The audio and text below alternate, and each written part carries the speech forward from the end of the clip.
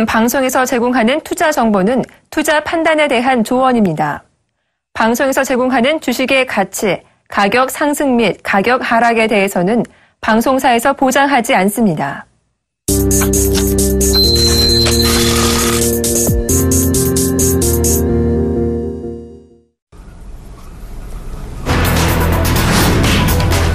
지난달 미국의 소비자 물가가 전유가의 영향으로 하락했습니다. 16일 미국 노동부는 8월 소비자 물가 지수 CPI 상승률이 마이너스 0.1%를 기록했다고 밝혔습니다. 이는 1월 이후 처음으로 상승률이 마이너스를 기록한 것으로 연방준비제도 이사회 물가 상승률 목표치 2%에서 다시 멀어졌습니다. 이번 달 미국 주택 건설업자들의 체감 경기 개선세가 지속됐습니다. 전미 주택건설업협회는 16일 9월 주택시장 지수가 62로 지난달 60보다 상승했다고 발표했습니다. 이는 지난 2005년 10월 이후 최고치입니다. 앞서 금융시장 전문가들은 NAHB 주택시장 지수가 61을 기록할 것으로 전망했습니다. 유로존의 지난 8월 소비자 물가지수 확정치가 전년 대비 0.1% 상승했다고 유럽연합 통계당국 유로스타트가 16일 발표했습니다. 이는 지난달 31일 발표된 예비치 0.2%에서 0.1%포인트 하향 조정된 결과입니다.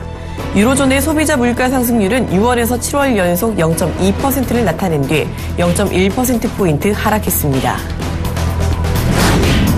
미국 에너지정보청은 16일 지난주 9월 11일까지의 원유 재고가 210만 배럴 감소했다고 밝혔습니다.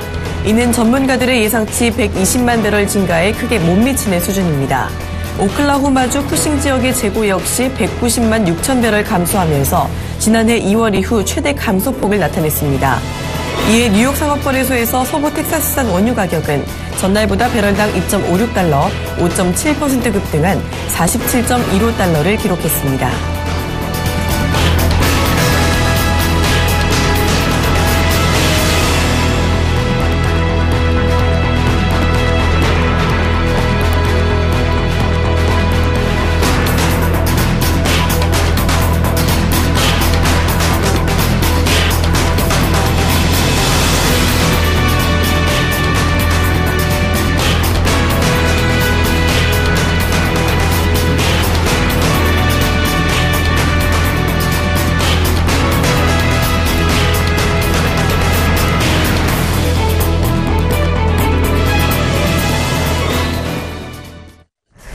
안녕하십니까. 출발 증시 와이드 박진영입니다. 자, 우리 시장에 외국인이 드디어 돌아왔습니다. 30거래일 만이죠. 이 외국인의 반가운 매수세에 힘입어서 어제 우리 증시 상당히 좋은 상승 탄력을 보였습니다. 자, 그리고 또 오늘까지 진행되는 미국의 FOMC 회의에서는요, 이 9월 금리 인상이 단행될 거다라고 보는 시각이 점점 줄어들고 있는 것 같습니다. 자, 어제 미국의 소비자 물가 지수가 다소 부진하게 발표되면서 9월 금리 인상이 조금은 어렵지 않겠느냐라는 전망이 힘을 얻고 있는데요. 시장도 그런 분위기를 받아들인 것 같습니다. 자, 그런 여파로 어제 글로벌 증시 전체적으로 오름세를 보였는데요. 자, 글로벌 전일 마감 상황 먼저 미국부터 알아보도록 하겠습니다. 네, 간밤에 뉴욕 증시 3대 지수 모두 일제히 올랐습니다. 다우지수와 S&P 500 지수는 0.8% 정도 올랐고요. 나스닥은 0.6%가량 오르면서 마감했습니다. 자, 어제 발표된 미국의 CPI가 예상 밖으로 조금 하락하는 모습을 보이면서 금리 인상을 당장은 하지는 않지 않을까라는 전망에 오름세를 보인 것인데요. 이에 더해서 유가의 오름세도 호재로 작용을 했고, 이 아시아와 유럽 증시 상승 역시 미국 증시 상승에 영향을 조금 준 것으로 보이고 있습니다. 자, 이어서 유럽 증시 알아보도록 하겠습니다. 자, 유럽 증시도 일제히 올랐습니다. 영국과 프랑스 모두 1%가 훌쩍 넘는 상승세를 보였고요. 독일은 0.38% 오르면서 마감했습니다. 자, 유럽은요, 이 대형 주류업계의 M&A 소식에 더해서 국제 유가까지 상승하면서 시장이 호조세를 띈 것으로 보이고 있습니다. 자, 이어서 국제유가 마감 상황 알아보도록 하겠습니다. 자, 어제 국제유가 크게 올랐네요. WTI는요, 배럴당 5.7% 4.2% 급등하면서 47달러 선에서 마감을 했었고요. 이 브렌트 역시 4.2%나 오르면서 50달러 직전까지 올랐습니다. 자, 이는 미국의 원유 재고가 예상보다 크게 감소했다라는 소식이 들려오면서 공급 과잉에 대한 우려가 줄어들었기 때문으로 풀이가 되고 있습니다. 자, 어제 아시아 증시도 일제히 상승세를 보였습니다. 아시아 증시 함께 보시죠. 특히 중국 증시는요, 장 마감 1시간을 앞두고 이 가파른 랠리를 그리면서 3일 만에 반등에 성공을 했는데요. 상해종합지수 5% 가까이 오르면서 3,150포인트 기록을 했습니다. 자, 이는 6년 만에 일일 최대 상승폭을 또 경신한 것인데요. 이에 막판에 중국 정부의 지원이 있었던 게 아니냐라는 이야기도 들려오고 있습니다. 자, 일본 증시도 역시 상승세 보였는데요. 니케이 지수 0.81% 오르면서 마감을 했습니다. 자, 국내 증시가 어제 참 좋았습니다. 이어서 국내 증시 마감 상황 함께 보시죠. 코스피는요, 어제 2% 급등 마감하면서 한 달여 만에 1970선을 탈환을 했습니다. 1975포인트에 마감을 했고요. 자, 코스닥 시장도 1%대 강세를 나타내면서 670선에 안착하는 모습 보였습니다. 676포인트를 기록을 했네요. 자, 어제 무엇보다 눈에 띈 것은요, 이 30거래일 만에 돌아온 외국인의 매수세입니다. 외국인은 지난달 5일 이후 전날까지 무려 29거래일 연속 순매도 행진을 지속하면서 6조 원에 가까운 자금을 팔아치우는 모습을 보였는데요. 이 스탠더드앤드푸어스가 한국의 신용 등급을 한 단계 상향하기도 했었고, 또 미국의 금리 인상 지연 가능성이 커지면서 외국인이 매수 전환을 한 것으로 풀이가 되고 있습니다. 자, 불확실성이 상당히 짙었던 이번 한 주라고 볼 수가 있었는데요. 생각보다는 시장이 많이 선전을 하고 있는 것 같습니다. 자, 그리고 오늘이죠. 17일 우리 시각으로는 내일 새벽에 미국의 FOMC 회의 결과가 발표가 됩니다. 자, 어떤 결과가 나오든 일단 이 대비가 철저하게 필요한 시점이죠. 출발 증시 와이드 지금 시작합니다.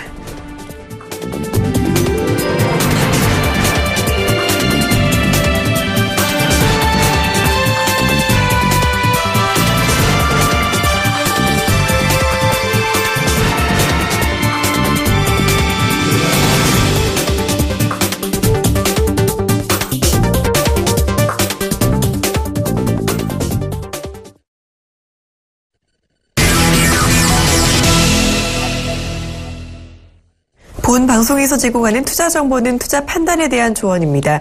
해당 주식의 가치나 수익률에 대해서는 보장하지 않습니다.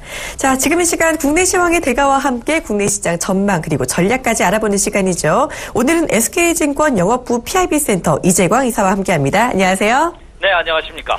네, 우리 어제 국내 시장부터 좀 볼까 합니다. 어제 외국인이 돌아왔습니다. 30거래일 만이었는데요.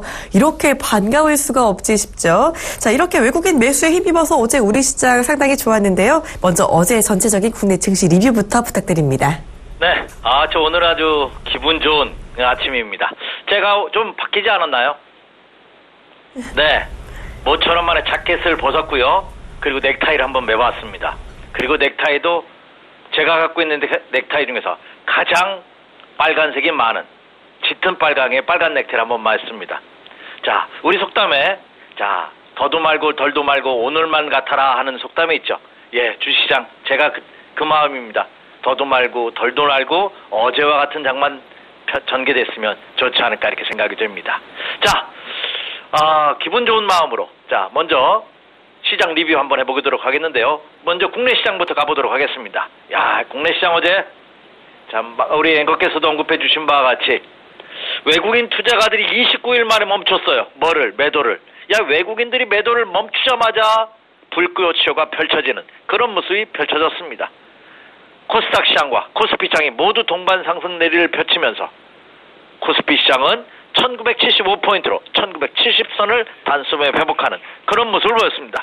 대망 2000포인트 돌파를 이제 앞두고 있는 것이 아닌가 하는 희망에 가득 차는 그런 모습을 보여주고 있죠. 특히 외국인 투자가들이 지난 2008년 6월 9일부터 7월 23일까지 30일 동안 매도일을 본 것이 우리나라의 최장기간 연속 매도였습니다. 이것이 혹시 갱신되는 것이 아니냐 하는 우려감을 가졌습니다만 29일 만에 딱 멈춰주는 그런 모습을 보였네요. 그래서 외국인 투자가들이 국내 시장에서 매수로 전환되면서 국내 시장의 상승을 이끄는 그런 모습을 보였고요. 또 이거 뭐 아닌 밤중에 홍두깨도 아니고요. S&P에서 대한민국의 신용 등급을 상향 조정했죠. 아시아에서 중국과 일본보다 대한민국의 국가신용등급이 높습니다. 국가신용등급이 높다는 것은 무슨 의미입니까? 해외에서 판단할 때 한국에 대한 부도 위험성이 없다는 얘기죠. 그렇다고 본다면 외국에서 차관이라도 금리를 빌 때 굉장히 유리한 조건입니다. 그만큼 한국의 재정 건전도를 긍정적으로 보고 있다는 소식이 아닌가 이렇게 생각이 됩니다. 더군다나 지금은 유럽이나 동남아, 미국, 남미까지 전 세계 금융시장이 동요하고 있는 상황에서 국내 한국에 대한 신용등급 상향 소식은 아주 긍정적인 요인으로 작용하는 이런 모습들이 복합적으로 작용하면서 상승의 랠리를 펼치는 그런 모습을 보였습니다. 여기에다가 아주 중요한 점이 있습니다. 그동안 장기 소외주였던 여전히 경기 침체가 우려되고 있는 건설, 자동차, 조선, 화학, 증권주 같은 이런 대형주들이 상승을 이끌었다는 점입니다. 물론 하루 상승했다고 하여 이것이 상승이 랠리가 이어질 것이라고 볼 수는 없습니다. 하지만 그동안 장기 저평가되어 있는 종목군들이 싹을 틔우기 시작했다는 것은 국내 증시의 희망의 빛을 더 한층 더 강화시키는 그런 모습이 아닌가 이렇게 생각이 됩니다. 국내 코스피 시장 일봉 차트의 모습을 보면서 다시 한번 설명드리도록 하겠습니다. 한번 봐주시기 바랍니다. 네, 봐도 이쁩니다. 자, 전일 국내시장 코스피 일봉 차트의 모습을 보면은요, 제가 지난 화요일장에서도 여러분에게 설명드렸죠. 완바닥, 투바닥을 이제 확인한 모습을 보여주고 있습니다. 그래서 바닥 확인 가능성이 계속해서 고조되고 있죠, 증가되고 있는 그런 모습입니다. 물론 다음 주가 또 관건입니다. 이것은 잠시 후 투자 전략 시간에 다시 한번 언급해드리도록 하겠습니다. 다음 주도 이게 호락호락하지만은 않습니다. 막바지, 그렇죠. 우리가 체크해야 될 국면을 남겨놓고 있습니다만 어쨌든 지금의 모습은 굉장히 긍정적이다. 그리고 FOMC 앵커께서도 언급해 주셨네요. 참 내일 새벽 3시입니다. 아마 잠 못 이루시는 분이 많지 않을까 생각이 되는데 그냥 잠 편히 주무세요. 자, 제가 지난 화요일, 어제가 아니군요. 지난 화요일 이 시간을 통해서 제가 어떤 말씀 드렸죠? 저는 금리 인상 결정했으면 좋겠다는 말씀 드렸습니다. 많은 투자자분들이 무슨 소리냐? 금리가 인상되는 것 때문에 특히 전 세계 시장이 논란을 벌이고 있고 급등락을 거듭하는데 이번에 금리 인상되면 주가 다시 급락할 것이 아니냐? 그 또한 일시적일 것이다 하는 점입니다. 다시 한번 정리해드리고요. 어쨌든 막바지 물량선에 남겨놓고 있는 모습을 보여주고 있습니다만 어제의 양봉은 굉장히 긍정적인 모습이다. 다만 제가 차트에도 제시를 해드렸습니다. 2000포인트 제가 가로 횡선을 하나 쭉 거드렸죠. 이게 2000포인트입니다.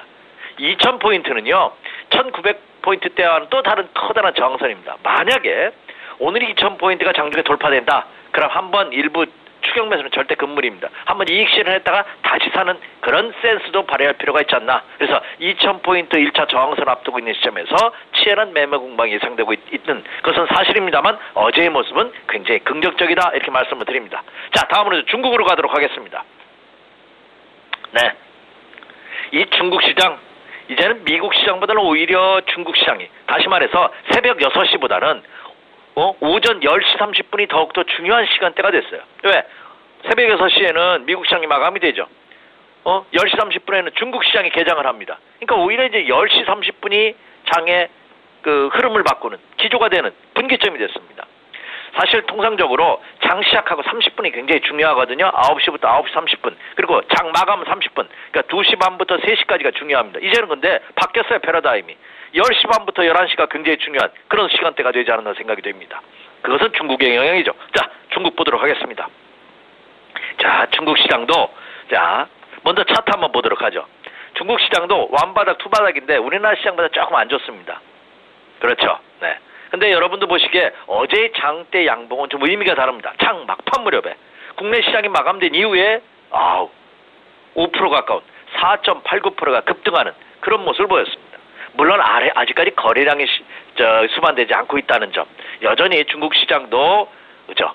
그냥 바닥을 다지는 그런 과정. 그러니까 급락에 따른 자율적인 반등 이상의 의미를 아직은 부여하기는 어렵습니다. 하지만 중국의 급등 양상은 뭐죠? 추가 부양책을 정부에서 추진하고 있다 하는, 그리고 너무 많이 빠졌지 않느냐 하는 반발 매수가 확산되면서 급등으로 마감되는 그런 모습을 보였는데요. 그러나 막판에 치워 올리는 그런 매수세의 힘을 받다는 점은 긍정적으로 평가할 수 있지 않나 이렇게 판단이 되고 있습니다. 그래서 중국 시장도 본격적인 상승 국면은 아닙니다. 여러분이 보시기에 위에 그 선이 하나 나와 있죠. 붉은색 선, 이게 21선이거든요. 이 21선을 돌파하는 여부가 오늘장 굉장히 중요합니다. 그래서 중국 시장에서 체크 포인트가 21선이 3240포인트거든요. 3240포인트대를 회복하는 여부. 어제 어제 종가가 3,152예요. 그러니까 아직도 한 90포인트 정도 내외의 차가 있습니다. 그러니까 오늘 과연 이 21선을 돌파할 수 있느냐의 여부 중국 시장 한번 체크 한번 해보신다면 좋지 않을까 생각이 드는데 어쨌든 중국 시장도 그죠? 바닥을 다지는 그런 과정에 돌입한 그런 모습을 보여주고 있다 이렇게 말씀을 드립니다. 자 이제 유럽으로 가도록 하겠습니다. 유럽 시장도 긍정적인 모습을 보였죠? 역시 아시아 증시 상승 소식과 함께 상승을 이끄는 그런 모습을 보였습니다. 여기에다가 자 세계 최대의 맥주 회사가 엔호이저 부시 인베브라는 회사가 세계 최대 맥주 회사입니다. 이 회사가 샤브밀러라는 것도 역시 거대 맥주 회사인데 이 맥주 회사를 인수한다는 소식으로 인해서 6개월 만에 20%가 급등을 해버렸어요. 이 여파가 유럽 증시를 동반 상승으로 이끄는 그런 모습을 보였지 않나 생각이 됩니다. 유럽 증시의 모습을 본다 하더라도 아직도 역시 불안한 모습은 보여주고 있습니다만 더 이상 크게 하락하지 않는. 자, 독일 닥스지수 일봉 차트 한번 보여주시죠. 한번 보세요. 예, 너무나 많이 보여드렸기 때문에 이제 여러분들 거의 이제 외우시지 않나 생각이 듭니다. 예. 어떤 분이 이런 말씀을 하시더라고요. 우리 이사처럼 그 차트를 이렇게 어떻게 하면 이렇게 볼 수 있느냐. 굉장히 쉽습니다. 매일 보시기 바랍니다. 영어 공부하고 똑같이 하나 생각이 돼요. 주식 공부도. 영어도 하루 이틀 날밤 샌다고 해서 한 달, 두 달 한다고 해서 되는 거죠. 30분씩이라도 매일 하는 것이 어학 공부에는 최고의 지름길이라고 합니다. 주식도 마찬가지가 아닌가 생각이 됩니다. 30분에도 매일 분석하는 맨날 오늘 종가가 얼마고 내가 얼마 벌었다 얼마 손해봤다 이것만 메모하지 마시고요. 시장의 흐름을 한번 체크해보는 것도 좋은 공부가 아닌가 생각이 되는데요. 자, 옆으로 좀 셌습니다. 자, 독일 닥스지수 한번 보세요. 네, 21선 이제 돌파하는 모습을 보였죠. 바닥을 다지는 그런 과정이 아닌가 생각이 됩니다. 자, 다음으로 이제 오늘 새벽에 뉴욕 증시 한번 가보도록 하겠습니다. 자, 뉴욕 증시 참 지겹습니다. 이제 이놈 금리 빨리 인상하든지 어떻게 하든지. 예. 역시 키포인트는 미국 시간으로 오늘 열리죠. 17일날 우리나라 시간 내일 새벽에 열리는 FOMC 회의입니다. FOMC 의원들이 투표 결과가 나오죠. FOMC 의원이 11명이라고 합니다. 제넷 앨런 의장을 포함해서 여기에는 매파와 비둘기파가 있다고 하죠. 비둘기파는 증시의 우호적인 몸들이고 매파는 약간 비판적인 분이라고 하죠. 이 11분이 투표를 하는데 이 11분이 다 하는 것이 아니라 이 중에서 투표권이 있는 분이 있어요. 예? 투표권이 있는 분들이 7분이거든요. 그러니까 FOMC 의원들도 이 성골과 진골이 있는 것 같아요. 그래서 이 투표권을 갖고 있는 7분이 어떤 투표를 하느냐에 따라서 좌지우지 됩니다. 대표적인 매파는 제넷 앨런 의장과 그렇죠? 뉴욕 연방은행 총재죠. 윌리엄 더들리라는 이 총재께서 역시 대표적인 비둘기파입니다. 과연 이 FOMC 결과가 어떻게 되든 저도 알 수 없습니다. 네. 그런 능력은 저한테 없거든요. 하지만 금리가 인상되건 인상되지 않건 증시에는 그렇게 우려할 필요 없다. 최악의 경우 9월달에 금리가 인상이 결정된다 하더라도 어떻게 됐다? 네, 그 조정은 일시적일 것이다. 연기된다면 당연히 단기 급등의 랠리도 가능성이 크지 않나 생각이 됩니다. 자, 이 유럽 증시, 미국 금리 인상 가능성은 이제 뒤로 하시고요.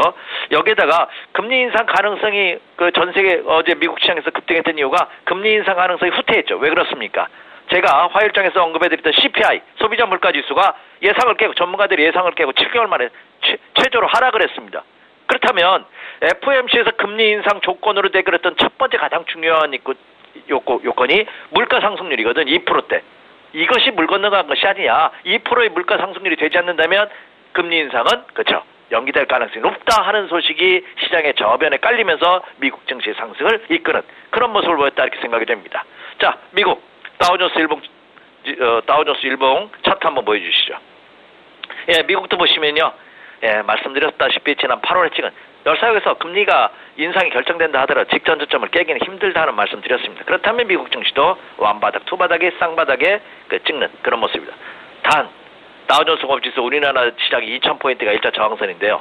다우도 17,400포인트 라인부터 1차 저항선입니다. 그러니까 17,000포인트는 돌파 가능성이 충분히 있어요. 하지만 추가 상승하기에는 그렇죠. 뭔가 좀 이벤트가 또 필요하지 않나 생각이 됩니다. 그러나 중요한 것은 어제 장대 양봉으로를 보여줌으로써 21선 돌파 이후에 연속 이틀 장대 양봉으로서 미국 증시도 이제 상승의 발판을 마련한 그런 모습을 보여주고 있다 이렇게 생각이 되고요.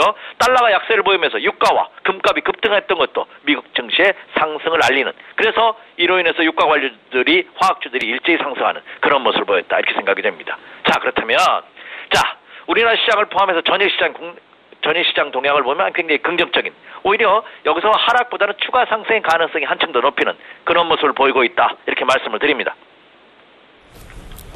네, 어제 외국인 매수로 상승 랠리가 나왔던 우리 시장, 그리고 본격 추세 상승이라고 확신할 수는 없더라도 그래도 상당히 좋은 모습 나왔던 글로벌 증시 전체적으로 리뷰를 해주셨습니다. 자, 미국의 금리 결정이요, 이제 오늘 밤, 내일 새벽에 발표가 나고요. FOMC 회의 결과는 그렇다면 내일장에 우리 반영이 되겠죠. 일단 금리의 결과가 어떻게 됐든 크게는 우려하지 말자라는 말씀을 해주셨는데, 우리 시청자분들 그렇다면 어떤 전략 가져가는 게 좋을까요? 네, 이제 중요하죠. 이제 자, 과연 어제 살까 말까 망설였던 분, 오늘을 어떻게 해야 되느냐? 오늘도 상승할 때 아침 시작과 상승 출발 나오겠죠? 네. 그럼 관망하십시오. 오늘이 목요일입니다. 그렇죠? 내일이 금요일입니다. 자, 제가 모두에 다음 주도 넉넉하지만 않다는 말씀드렸습니다. 왜 그렇습니까? 자, 보통 통상적으로 목요일, 금요일, 주중반 이후로 가면 주말 앞두고 있는 시점에서 주가는 하락하는 경향이 강하고요. 그리고 월요일, 화요일, 주초에는 상승하는 경향이 강합니다. 왜냐하면 주식시장에서 가장 안 좋은 것이 불확실성이라는 말씀드렸죠. 그래서 그 목요일, 금요일장 되면 토요일, 일요일 날 우리가 휴장인 주말에 무슨 일이 일어날지 모른다는 불안감이 매도 세력을 더 자극하는, 그래서 오히려 금요일 날은 매도 물량이 많이 나오는, 상승하면 그런 모습을 보이는 경우가 많다는 거죠. 그렇다고 본다면 국내 시장도 다음 주 말 되면, 다음 주 말은 26일 토요일부터 뭐가 시작이 됩니까? 추석 연휴가 시작됩니다. 추석 연휴가 토요일, 일요일뿐만 아니라 월요일까지, 화요일까지 휴장이에요. 4일 연속 휴장입니다. 그렇다고 보니까 9월은 거의 마무리되는 그런 모습이 아닌가 생각이 됩니다. 그렇다고 보면 다음 주에는 오히려 상승하면은 매도 물량이 나올 가능성이 높고, 앞에 모두 언급해드린 바와 같이 제가 2000포인트는 정상이라는 말씀드렸죠. 그러니까 어제 종가가 1975포인트예요. 국내 증시가. 그렇다고 본다면 여기서 한 20여 포인트만 상승하면 2000포인트입니다. 그럼 어제와 같은 상승률을 보인다면 단기 차익 실현 매도 물량이 나올 가능성이 높다는 점이죠. 자, 그렇다면 오늘은 매수보다는 매도에 포커스를 맞추는 그런 전략으로 임하시는 것이 좋지 않을까 판단이 되고 있습니다. 그리고 외국인 투자가들이 어제 매수로 처음으로 돌아섰습니다. 30거래일 만에 29일 동안 연속 매도했다가, 근데 하루 매수했다 하여 이제 그 긍정적인 시각을 가질 필요가 없는 거 아니냐, 이런 반대 의견도 있습니다. 맞는 얘기입니다. 자, 외국인 투자가들이 매매 동향을 우리는 정확히 알 수는 없습니다만 우리가 체크할 수 있는 포인트가 뭐라고 말씀드렸죠? 원달러 환율 동향이다 하는 거 이 시간을 통해서 너무나 많이 강조해드렸죠. 자, 원달러 환율 동향 차트 한번 띄워주시기 바랍니다. 원달러 환율 동향을 보면은요, 어제 장에서 10원, 80원이 하락한 1175원으로 마감했어요. 한번 보세요. 지난 8월 중순 이후에 어때요? 1150원에서 1200원 사이, 물론 1200원이 돌파하면서 지난 9월 8일 날은 1208원까지도 올라가는 그런 모습을 보였습니다만 1150원에서 1200원 사이에서 어때요? 횡보하는 모습입니다. 물론 장중 변동성은 너무 커요. 요거 좀 줄였으면 좋겠는데, 하지만 어때? 종가는 관리되면서 안정적인 모습을 보여주고 있다는 점이 긍정적이다. 이런 상황에서 외국인 투자가들이 전일 매수는 긍정적으로 본다 이거죠. 그럼 최소한 외국인들의 지속적인 매도의 가능성은 상대적으로 수그러든 모습이 아닌가 생각이 되고, 그리고 지난 7월 이후 3개월 동안 무려 외국인 투자가들이 7조 2,800억 이상을 팔았어요. 근데 그 매도한 세력들의 면밀히 한번 살펴보니까 어떤 친구들이 많이 팔았냐면 영국계 한 1조 2,500억 팔았거든요. 룩셈부르크, 이거 해외 투자를 많이 하는 나라입니다. 8,800억. 아일랜드 한 6,500억 팔았거든요. 그러니까 이들 자금이 뭐냐면 단기성 자금이라는 거죠. 그러면 외국인 투자가들이 우리나라 시장을 단기로 공략하기 위해서 들어왔던 세력들이 미국 금리 인상의 가능성, 그리고 중국 시장의 경기에 대한 위축으로 인해서 그의 여파인 한국 시장에 대한 불안감으로 단기 투자자들이 빠져나간 모습이다 이거죠. 그 빠져나간 금액이 이 정도 되다 보니까 이미 일시적으로 빠져나갈 금액은 상당 부분 빠져나간 모습이 아닌가 하는 것도 긍정적이라는 점입니다. 왜? 대부분 단기 투자자들이 빠져나갔기 때문에. 자, 그렇다고 본다면 국내 시장 다시 한번 투자 전략입니다. 이제 바닥 탈출 가능성 거의 그렇죠. 확실한 것이 아닌가 생각이 되고 있습니다. 다만 이제 2000포인트 1차 저항선을 앞두고 있는 시점, 그리고 다다음 주부터 펼쳐질 최대의 명절을 앞두고 있는 시점이기 때문에 연속 상승에 따른 다소 부담감을 느끼는 그런 모습을 보여주고 있다. 이렇게 된다면 오히려 오늘과 내일 금주는 상승할 때 한번 이익 실현, 다음 주 주중반 이후에 다시 한번 매수했다가 넘어가는, 그런데 시장 상황을 좀 봐야죠.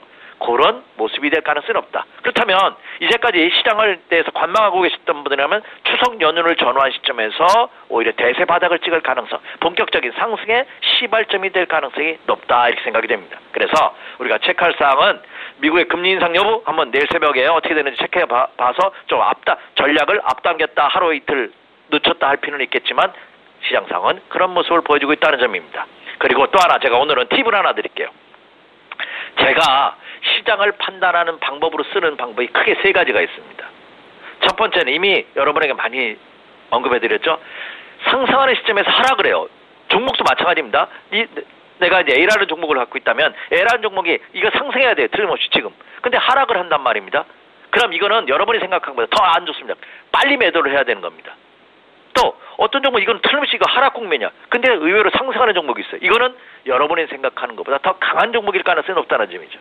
자, 그렇다고 본다면 지금 시점에서 여러분께서도 지금은 상승 국면인지 하락 국면인지를 먼저 파악을 해보신다는 것도 좋은 시장 판단법이 아닌가, 이렇게 생각이 되고 있습니다. 그리고 오늘 내가 또 말씀드리고 싶은 것은 이 시간을 통해서는 많이 언급드렸죠. 쉬는 것도 하나의 투자 전략이라는 말씀 이미 많이 드렸습니다. 예, 쉬는 것도 전략입니다.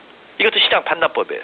또 하나는 제가 오늘 여기서 말씀드리고 싶은 것은 제가 아주 판단하기 진짜 어려운 장이에요. 그러면 종합지수에 영향을 주는 큰 4개의 기둥이 있어요.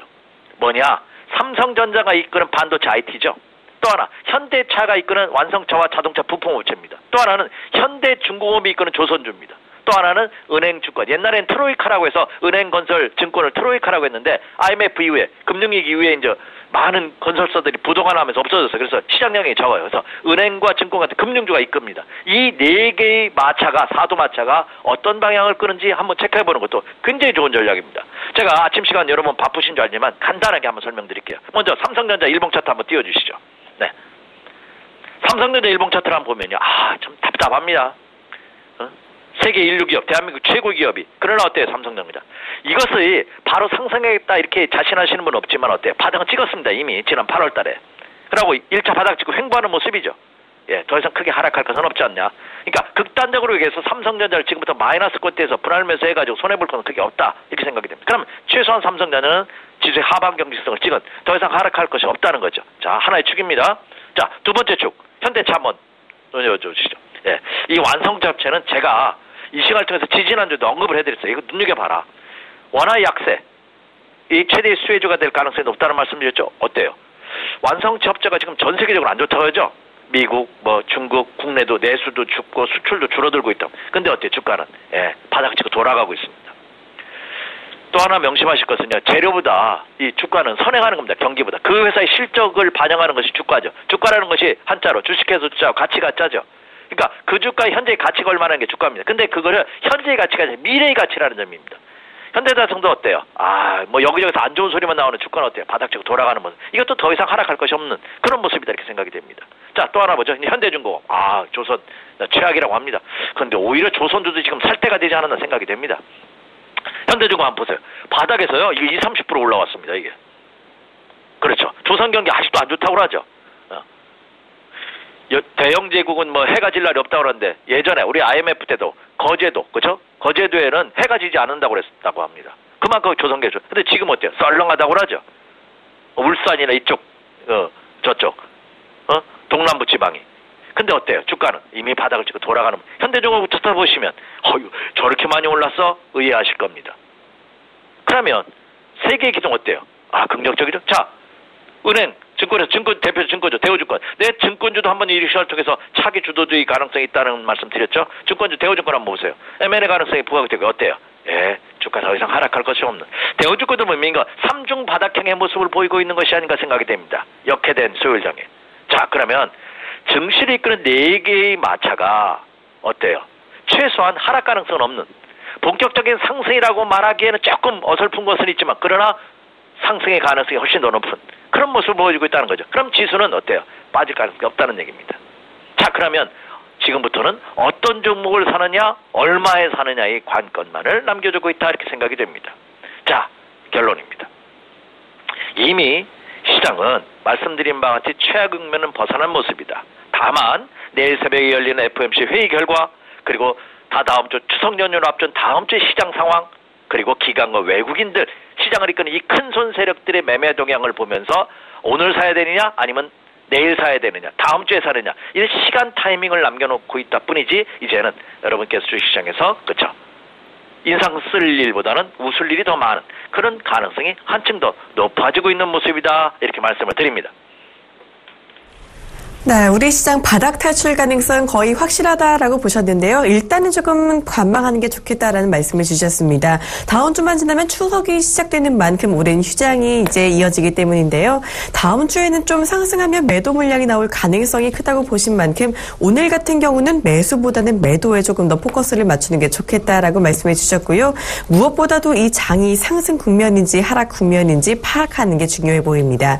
자, 특히 그리고 삼성전자 그리고 현대차 현대중공업과 은행, 증권주의 동향까지 늘 파악하실 필요성까지 강조를 해주셨습니다. 일단 전체적으로 그래도 앞으로의 시장 전망 긍정적으로 예측을 해주셨네요.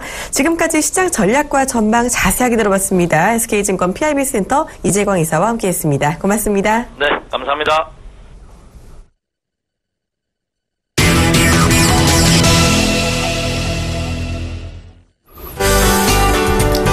안녕하십니까. 목요일의 남자, 목요일 리포트 김태환 매트입니다. 자, 전일 같은 경우 시장이 너무 급반등을 보여주다 보니까 여러분들이 다 좀 핫색이 좀 돌았다 이렇게 보여지는데요.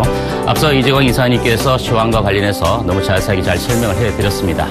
일단 중요한 것은 시장 자체가 자그마한 호재 속에서도 박스권을 강하게 상향 돌파할 수 있는 그런 시장이다라는 부분, 이런 부분을 좀 여러분께서 한번 참조를 해보시기 바랍니다. 자, 지난주에는 핀테크 업황에 대해서 말씀을 드리면서 지금 현재 뭐 핀테크 업황 가운데서도 보안주들이 상당히 시장에 강세를 보이고 있지만 그와 달리 제가 슈프리마 같은 종목을 말씀을 드리면서 저평가되어 있는 종목, 좀 중장기적으로 관심을 가져야 되는 종목도 이번 주에 좀 강한 흐름을 좀 보였던 것이 눈에 띕니다. 자, 오늘은 여러분들과 함께 좀 다소 여러분들이 많이 접해 보기는 보셨지만 실질적으로 과연 이와 같은 종목들에 대해서 관심을 가지고 있느냐, 물론 많이 갖고 계실 걸로 보여지는데요. 오늘은 헬스케어 업황에 관련해서 여러분들에게 좀 분석을 해드리고 그와 관련된 관심주까지도 말씀을 좀 드리겠습니다. 자, 먼저 이제 전일 같은 경우에 시장이 강하게 뜨면서 이번 주 월요일, 화요일 탑5 시간을 통해서 현대건설, 그리고 삼성중공업, 현대제철, 두산인프라코어, KT와 같은 대형주들에 대한 흐름도 분명히 여러분들께 바닥을 잡아드렸습니다.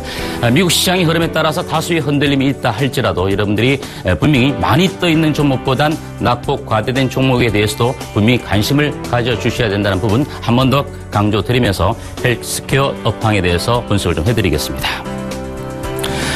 다른 건 없습니다. 헬스케어. 결국은 우리가 얼마만큼 저출산, 고령화 시대에 접어들면서 건강하게 그리고 행복하게 오래 살 수 있느냐, 이 부분 자체가 바로 헬스케어 산업이다라고 볼 수 있겠는데요. 일단 성장의 배경 자체는 역시 아까 말씀드린 대로 글로벌 인구가 상당한 고령화 사회로 접어들었다. 또 초고령화 사회까지도 우리나라도 멀지 않은 그 시점에 와 있는 것이 사실입니다. 정부의 재정 지출의 여력도 축소가 되어져 있는 그런 상황이고 보험 적용 등 정책적인 지원도 분명히 헬스케어 산업의 성장의 촉진제 역할을 해주고 있다는 그런 부분이 되겠죠. 또한 이제 나이가 많이 들어가면서 만성질환 환자가 계속적으로 증가가 되고 이에 따라서 이제 의료비 지출에 대한 부담까지 나타나고 있기 때문에 헬스케어 산업 자체는 결국은 우리가 비용 절감과 함께 충분히 오랫동안 고령화 사회에서 건강하게 살 수 있는 그런 부분들 때문에 결국은 헬스케어 업황 자체가 좋아지고 있다. 물론 국내에도 삼성전자를 위시해서 대기업들이 이 헬스케어 시장에 본격적으로 진출을 한 지가 벌써 오래됐습니다. 물론 해외 글로벌 업체 같은 경우 구글이나 애플을 빼놓을 수 없겠고요. 마이크로소프트나 IBM 이런 사업까지도 전반적인 헬스케어 산업에 본격적으로 뛰어들고 있죠. 물론 의료기기 쪽에 집중을 하고 있는 그런 부분이 되겠습니다. 자, 이 부분은 이제 시장 트렌드의 변화인데요. 아까 말씀드린 것처럼 고령화에 따른 만성 질환자의 증가가 계속적으로 이제 늘어나고 있는 그런 모습이고, 우리나라 같은 경우도 65세 이상의 고령화된 노인분들에 대한 만성 질환이 계속적으로 현재 늘어나면서 그에 따른 의료비가 계속 증가가 되고 있죠. 그럼 어떻게든 정부에서도 이 의료비의 어떤 절감 효과를 만들어내기 위해서 실제 원격 진료의 어떤 부분들까지도 만들어냈는데, 그 부분은 제가 좀 뒤에 설명을 다시 좀 해드리겠습니다. 따라서 예방 맞춤형 의학 시대로 현재는 변모하고 있는 그런 모습이고요. 그러다 보니까 진단 및 유전체 분석 등 시장의 성장 자체가 다방면으로 현재 확대가 되어지고 있는 그런 모습인데, 우리가 많이 들어봤죠. M헬스케어라든지 U헬스케어, 그리고 웨어러블 디바이스 시장에 관련된 부분, 원격 진료 시장의 진단 시장, 이런 부분들까지도 이제 우리가 많이 신문지상이나 언론지상을 통해서 접해 볼 수 있었던 그런 단어가 될 수 있지 않을까, 이렇게 보여집니다. 자, 왼쪽에 있는 부분은요, 글로벌 고령화 추이적인 부분인데, 일본 같은 경우는 이미 고령화 자체가 가장 전 세계에서 어뜸으로 진행이 되고 있는 그런 모습이고, 한국 같은 경우도 이제 점진적으로 상승 흐름을 보이고 있는 그런 모습입니다. 그래서 2015년도가 이렇다 보니까 향후 2020년도나 2025년, 2030년 정도에는 우리나라도 분명히 고령화 사회에 진입이 되면서 기울기 자체가 조금 더 위로 올라갈 수 있는 그런 모습을 예상해 볼 수 있겠고요. 오른쪽에 있는 부분은 그렇습니다. 국내의 저출산 기준은 계속적으로 하락하고 있는 반면에 고령화 부분은 계속적으로 증가가 되고 있는 모습입니다. 이 부분은 65세 이상의 구승비를 놓고 봤을 때도 상당히 높게 올라가고 있는 모습을 우리가 볼 수가 있겠습니다. 자, 그러면 이제 의료기기 시장과 관련해서 우리가 좀 살펴봐야 되겠는데요.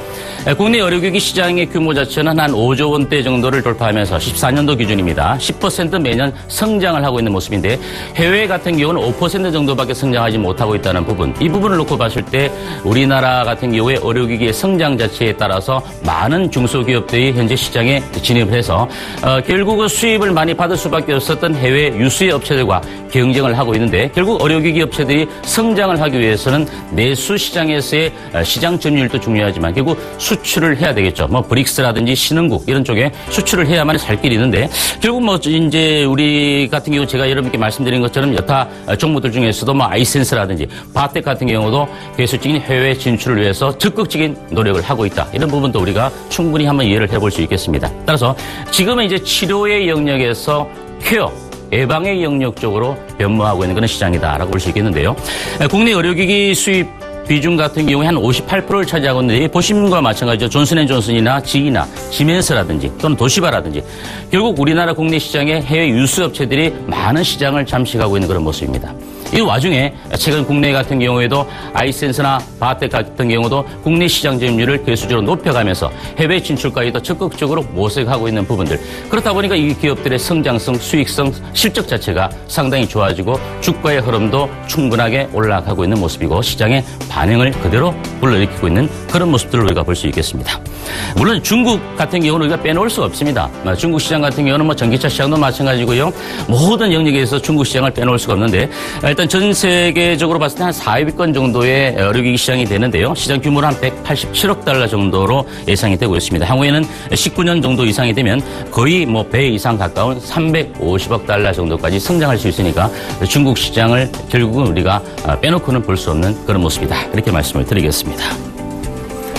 자, 왼쪽에 있는 부분은 약간 여러분이 참조를 좀 하시게끔 말씀을 드리기 위해서 좀 도표를 가져왔는데요. 왼쪽에 있는 것은 이제 글로벌 의료기기 시장의 전망 자체가 북미 시장을 중심으로 아시아, 서유럽, 그리고 뭐 중앙, 동유럽, 중동, 아프리카 쪽인데, 역시 북미와 남미 시장을 빼놓을 수는 없는 것이고, 그리고 그 다음이 바로 아시아 시장이 상당히 성장을 계속하고 있다는 그런 부분이고요. 오른쪽에 있는 것은 중국 의료기기 시장 자체도 매년 보시면 꾸준하게 증가를 하고 있는 모습이고, 전 세계적인 그 규모 자체는 중국 시장의 규모 자체도 꾸준하게 현재 기울기 자체가 가파르게 성장하고 있는 그런 모습입니다. 물론 중국 같은 경우도 보험을 강제적으로 적용을 해서 어떻게든 국민들의 의료비의 절감과 그리고 효율적인 진료 체계를 받기 위해서 많이 노력을 하고 있다는 부분들도 지금 우리가 뉴스 시상을 통해서 볼 수가 있는 부분들이 되겠죠. 자, 그러면 이제 국내 업체 현황을 좀 보겠는데요. 글로벌 기업의 시장 선점 자체가 높아서 진입 장벽이 높기 때문에 국내 업체들이 실질적으로 경쟁을 해서 맞닥뜨려서 이겨내기가 상당히 어려웠지만 그 격차를 조금씩 좁혀가고 있다는 그런 부분인데요.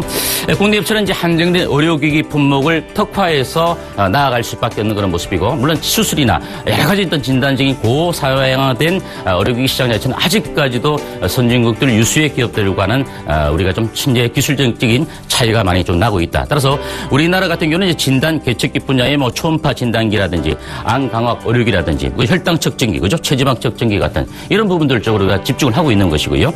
또 의료용품 치료 재료 쪽에서는 안경 렌즈나 뭐 저압지속 흡입기라든지 디지털 엑스레이 장비 같은 경우, 그래서 혈당 측정기 같은 경우가 아이센서 같은 경우가 될 것이고요. 그리고 디지털 엑스레이 장비 같은 경우 역시 여러분들 일전에 소개해드렸던 바텍 같은 종목이 될 겁니다. 또한 저압지속 흡입기 같은 경우도 세운 메디칼 같은 종목도 역시 이에 해당이 된다. 이렇게 보시면 될 것 같습니다. 이분은 이제 국내 및 글로벌 기업의 어떤 영역인데요. 역시 이제 가장 많이 이제 국내 주요 기업들의 수출 비중 자체는 역시 영산 진단기기 쪽에 가장 비중이 많고요. 그 다음이 의료용품, 그 위에 이제 체외 진단기기 쪽으로 계속적으로 이제 우리가 이런 쪽의 시장을 조금씩 점진적으로 잠식을 해가야 되는 필요성이 있고요. 글로벌 기업들 같은 경우는 역시 마찬가지입니다. 진단이나 수술, 이와 같은 좀 고사양화된 기술적인 부분을 집중하고 있기 때문에 이 격차를 나중에 우리가 좀 좁혀가야 될 그런 필요성이 있다. 이렇게 말씀을 드립니다. 자, 이제 우리가 원격 의료 시장, 원격 의료 시장 많이 얘기를 들었습니다. 8월 달 들어서 박근혜 정부가 국무회의를 통해서 원격 의료 시장에 대해서 국무회의를 통과했던 것은 상당한 규제 개혁의 이제 시발점이고 좋은 사례다라고 이렇게 얘기를 했습니다. 그러나 아직까지도 정치적인 이해 집단 간의 어떤 이해 관계가 엇갈리다 보니까 국회에 계류 중인 그런 사안인데요. 아무래도 이제 국회 쪽에서도 여러 가지 내년 총선도 있겠지만 좀 민생 문제라든지 또 국민들이 건강하게 살 수 있는 부분들 같은 경우는 좀 빨리 좀 처리를 해줬으면 하는 개인적인 좀 바람을 갖고 있습니다. 그래서 현재는 우리나라 같은 경우는 의료진 간의 원격 진료만 허용이 되어 있다. 즉 의료진과 환자와의 원격 진료 자체는 아직까지도 법적인 제도에 막혀 있죠. 물론 이 집단도 있습니다. 소병원 같은 경우에 단순히 폐업을 할 수밖에 없다는 이런 부분들까지도 국회의원들이 상당히 부담이 될 수밖에 없는 모습이라서 이런 부분들을 좀 정치적인 관점을 좀 떠나서 그죠? 국민들을 위해서 좀 생각을 좀 해봤으면 하는 부분들이 다시 한번 좀 생각이 드네요. 자, 일단 건강에 대한 사고의 변화 그리고 스마트폰 등 모바일 기기의 고사양화 때문에 실질적으로 헬스케어 산업 가운데 원격 의료 시장 자체가 향후에는 분명히 활성화될 수밖에 없는 모습이고 커다란 미래의 블루오션이 될 수 있는 그런 부분이다. 이렇게 말씀을 드리겠습니다. 자, 따라서 일단 현재 핵심은 그렇습니다. 의료 접근의 용이성, 그리고 만성질환 환자의 상시적인 관리 체계, 그리고 불필요한 사회적 비용의 절감적인 부분에 대해서 원격 의료 진료 시장이 꼭 필요하다는 부분, 이 부분을 다시 한번 좀 강조를 드리겠습니다. 이 왼쪽에 있는 부분은 이제 우리가 흔히 갤럭시 기어 2라고 해서 웨어러블 디바이스에 관련된 부분들이죠. 우리 시계를 차고 다니니까 신체의 이제 뭐 심박 측정이라든지 여러 가지 혈압이라든지 이런 부분들을 체크할 수 있는 부분들이 될 것 같고요. 그래서 오른쪽에는 원격 의료 시장의 전망 자체인데 기울기 자체가 물론 15년도까지도 기울기가 그렇게 완만하지는 않지만 그죠? 16, 17, 18 향후 2020년 정도 되면 이 기울기에서는 더 가파르게 올라갈 수밖에 없는 그런 예상치를 우리가 해볼 수 있지 않을까 이렇게 말씀을 드리겠습니다. 자, 이제 종합 포인트입니다. 앞서 다 말씀을 드렸는데요. 일단은 여러분들에게 이 짧은 시간 안에 헬스케어 업황에 대해서 좀 말씀을 드리는 것도 좀 어찌 보면 좀 어폐가 있지만 그래도 여러분들이 간략하게만 좀 정리를 해서 어차피 우리 주시장에서 여러분들은 투자 수익을 거두기 위한 부분들이 제일 크겠죠. 일단 종합 포인트는 인구 고령화, 그리고 기술 발달, 의료 서비스의 어떤 그 욕구 이런 것들이 분출이 되면서 헬스케어 시장의 성장성은 계속적으로 확대되어 갈 수밖에 없는 모습이고 결국 국내의 어떤 업체들은 의료기기 쪽에 실질적인 그 조그만 파일을 계속적으로 파고 들어가면서 원격 진료 기업에 대한 관심도 우리가 충분히 좀 가져봐야 되지 않을까 이렇게 말씀을 드립니다. 또한 고성장이 예상되는 신흥국 이런 어떤 시장 쪽에서 침투를 좀 많이 해야 되겠죠. 일전에 제가 말씀드린 것처럼 아이센스 같은 경우도 이 중국 시장의 준공을 통해서 성장하고 있는 부분이고 이뿐만 아니라 인도 법인을 설립을 했고 또 남미의 법인을 설립해서 실질적인 그 칠레 법인이죠. 남미 시장을 돌파하겠다 이런 부분도 있고요. 또한 이제 바텍 같은 경우도 북미, 또 남미, 중국, 그죠? 여러 가지 이제 브릭스 쪽에도 진출을 하려고 노력하고 있는 부분들도 역시 헬스케어 업황에 관련된 종목들이 상승을 보여줄 수밖에 없었다. 이런 부분들에 대해서 결과론적으로 좀 말씀을 드려야 될 것 같습니다. 자, 그러면 많은 종목들이 있습니다. 이 종목들 가운데 압축을 좀 해드렸던 주요 사유는, 실적이 일단 나쁜 종목들, 실적이 좋지 못한 종목들은 헬스케어 업황 가운데 여러 가지 종목들이 있습니다. 많은 종목들이 있지만 그런 종목들 일단 철저하게 배제를 했다라는 부분을 먼저 좀 말씀을 드리겠고요. 아이스에서는 제가 여러분들 계속적으로 강조드리고 있고 무상증자를 받고 난 이후에도 올해도 계속적인 실적 자체, 향후의 실적 자체가 성장할 수밖에 없는 종목이다라고 누차 강조드리고 있는 모습인데 충분히 여러분들이 조정 시에 매수 관점을 가지셔도 좋은 종목이다라고 말씀을 드립니다.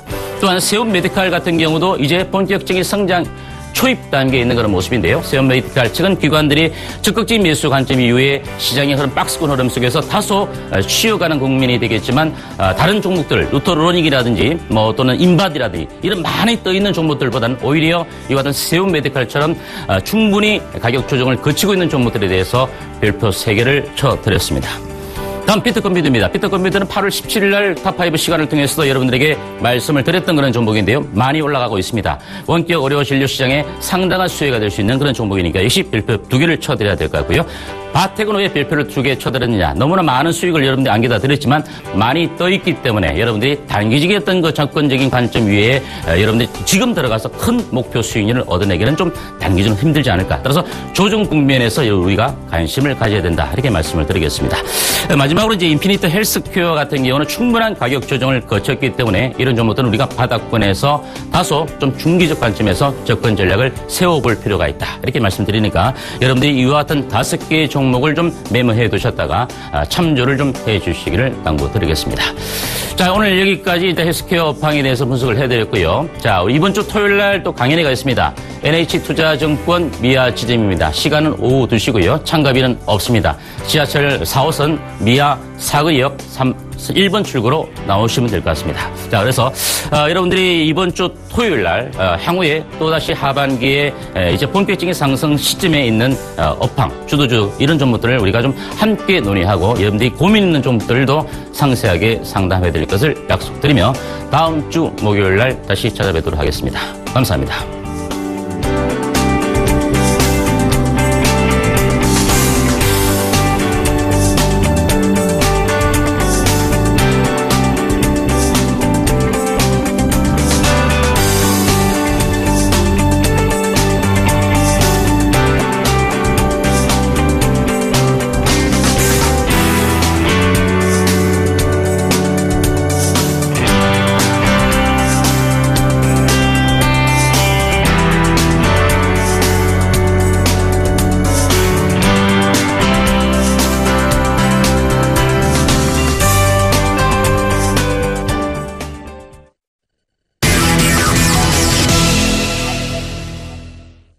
이드코의 상하가 팩토리 시즌2 시간입니다. 오늘도 여의도에 계시는 이드코 멘토 전화 연결해 보겠습니다. 안녕하세요.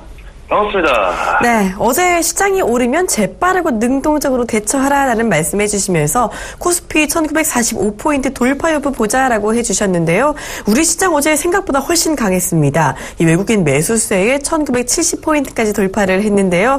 특히 어제 증권주 흐름을 보자라고 하셨는데 증권주 어제 상당히 강했죠. 이 말씀하신 대우증권은 어제 7% 가까이 장중에 급등하는 모습을 보이기도 했습니다. 자, 오늘 대응은 어떻게 하는 게 좋을까요? 자, 결국에는 이제 시장 예상대로 1920포인트가 이제 단기적인, 지지가 중요하다라고 좀 말씀을 드렸던 부분이 아니었습니까?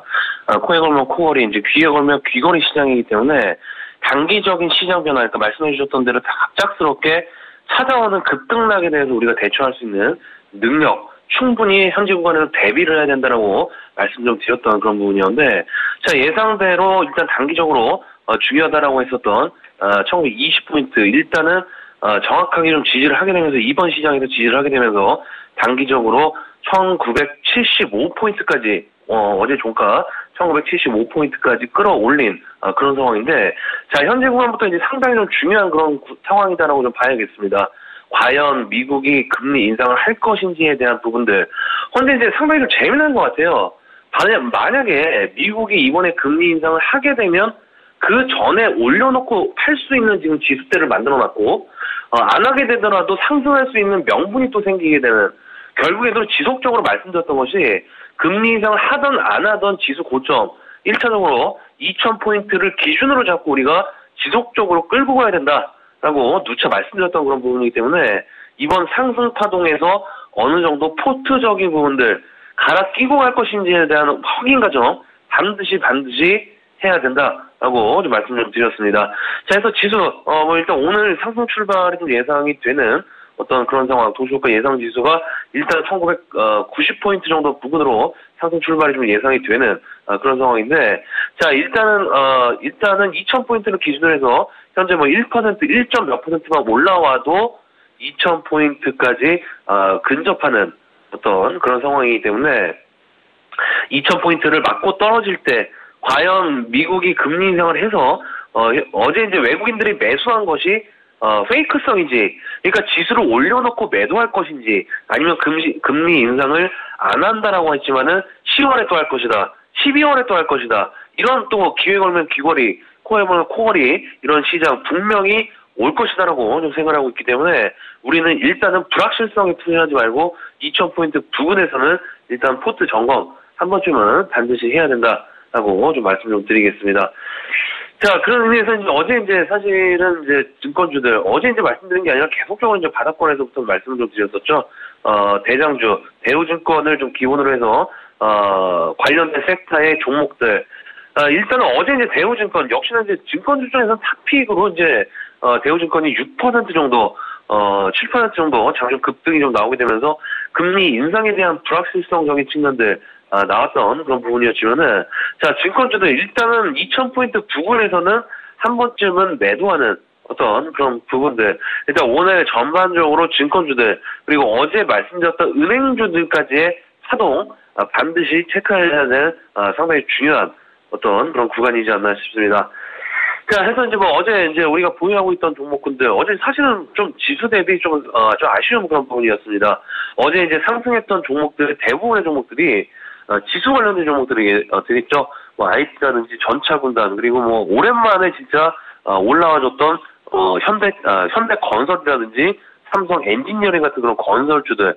그러니까 개인들이 정말 무지하게 물려있는 종목들이 상승함에 있어서 어떤 그런 가뭄의 단비가 내려준 어떤 그런 부분이 아닌가라고 좀 생각하고 있는데, 자, 중요한 건 일단은 뭐 NH엔터 그동안에 바닥권에서 지속적으로 현재 구간까지 올라온 그런 종목이기 때문에 조금은 아쉽게도 어제 지수 상승에도 불구하고 약보합권에서 마무리가 되는 그런 모습이었습니다. 일단 약보합권에서 머물렀던 그런 상황이었지만은 기관들의 매수세 꾸준히 어제 같은 경우에도 일단은 기관들의 매수세 들어온 그런 모습들. 어제 이제 외국인들 기관들이 개인들의 물량을 받아가게 되면서 어느 정도 마무리가 되는 그런 모습이었기 때문에, 자, 어제도 말씀 좀 드렸습니다. 단기간에 가격 자체가 흔들릴지언정, 일단 재료가 나올 때까지, 그러니까 웹보드 게임 규제 완화에 대한 부분들 나올 때까지는, 홀딩 관점으로 보시는 게 맞다라고 좀 생각하고 있기 때문에, 단기간에 급등이 나온 이후에 쉬어가는 그런 부분으로 생각을 하자라고 좀 말씀 좀 드리겠습니다. 자, 다음은 이제 에스테파마가 되겠죠. 자, 에스테파마. 21,000원에 대한 물량 부담이 지속적으로 좀 나아지고 있는 것 같아요. 하지만 이 종목도 마찬가지의 관점에서 물량 소화 과정이다라고 좀 생각하고 있는데, 자, 중요한 것은 이 에스테파마뿐만이 아니라 그동안에 급락했던 제약바이오 종목군들, 기술적 반등 구간으로 재차 진입을 한 그런 상황이기 때문에, 기술적 반등 구간으로 생각을 하시고, 어느 정도 시간이 조금 필요한 어떤 그런 시점이지 않나 싶습니다. 자, 결국 이제 지수도 그렇고 제약바이오 섹터 종목들도 그렇고, 지수는 이제 금리 인상에 대한 불확실성이 제거가 되더라도 또다시 언제 할 것이다라는 또 다른 불확실성이 생길 수 있는 그런 부분이 되겠습니다. 이 제약바이오 섹터도 마찬가지의 관점에서 일단은 11월 정도까지는 거의 대부분의 제약바이오 섹터가 재료가 부재한 상황이기 때문에, 특히나 어떤 그런 임상에 대한 부분들 거의 하반기에 몰려있다, 이렇게 좀 생각을 하시고, 기술적 반등이 나올 때 한 번쯤 어떤 그런 포트 변화적인 부분들도 생각을 좀 하시고, 이번 게임에 임하셔야지 무작정 상승한다고 가만히 계시면 안 되는 그런 부분이기 때문에 그 점 반드시 참고하셔갖고 대응하자라고 좀 말씀 좀 드리도록 하겠습니다. 자, 다음은 이제 삼성 LNS가 되겠죠. 자, 주 초반에 하락의 클라이막스 좀 나올 것이다라고 좀 말씀드렸던 그런 부분들. 자, 어제는 다행히 이제 더 이상 추가 급락이 나오지 않고 어느 정도 저점을 잡아주는 그런 모습이었는데, 자, 이 종목 또한 현재 구간에서 재료가 부재한 만큼 기술적 저점 구간에는 진입을 한 것 같습니다. 한 것 같지만 일단 지금 구간에서 강력한 상승보다는 조금 더 옆으로 기면서 에너지를 응집해야 상승을 한다라고 좀 생각을 하시고 보유하고 계신 분들 조금 더 기다려 보시는 전략. 자, 지금 많은 분들께서 지금 8만 원대도 물리신 분들 계시고 7만 원대 물리신 분들도 계시지만은 많은 분들이 지금 10만 원대도 있고 또 13만 원대도 매수하시는 분들이 많으신 것 같아요. 제가 이제 종목 특허스 상담 진행을 하면서 정말 많이 느낀 게 개인들이 아직도 초보 투자자분들 주식에 대한 무지로 인해서 피해를 보는 부분들이 많다라고 좀 생각을 하고 있기 때문에 조금 더 매수할 때 신중을 기하셔야 되는 어떤 그런 부분이다라는 점 참고를 하시고, 자, 어제 같은 경우에는 1940포인트 갭상승 출발을 해야 지수 상승관으로 가능하다라고 분명히 좀 말씀드렸습니다. 어느 정도 현재 구간 마저 떨어진 그런 상황이기 때문에, 자, 오늘 같은 경우에는 지수 분명히 좀 말씀드리지만은 1990포인트에서 2000포인트는 일단은 맞고 떨어질 확률이 있는 그런 상황이기 때문에 강력한 돌파가 나와주지 못한다고 했을 때 일단은 맞고 떨어질 가능성 염두에 두시면서 올장으로도 파이팅 하시기를 바라겠습니다. 오늘 수학과 팩토리는 여기까지입니다. 고맙습니다. 네, 일단 금리 인상을 하든 안 하든 이 코스피 2000포인트 기준으로 포트폴리오 점검을 조금 하고 가야 된다라는 말씀을 강조를 해주셨고요. 또 NHN엔터 같은 경우 재료가 나오기 전까지 조정을 받는 구간에 접어들었지만 홀딩을 일단은 하시는 게 좋겠다라는 말씀을 해주셨습니다. 자, ST 판박까지도 역시 반등 시점까지 잘 지켜보시길 바랍니다. 지금까지 샘플러스 이도 코멘토와 함께 시장 전략까지 알아봤습니다. 자, 오늘 장 출발 역시 또 상승이 예상이 되고 있는데요. 아직까지는 불확실성이 그래도 남아있는 만큼 시장 조금 더 면밀하게 지켜보시는 게 좋을 것 같습니다. 자, 출발 증시와이드 1부는 여기서 마무리하도록 하겠습니다. 저는 잠시 후 2부로 돌아오겠습니다. 고맙습니다.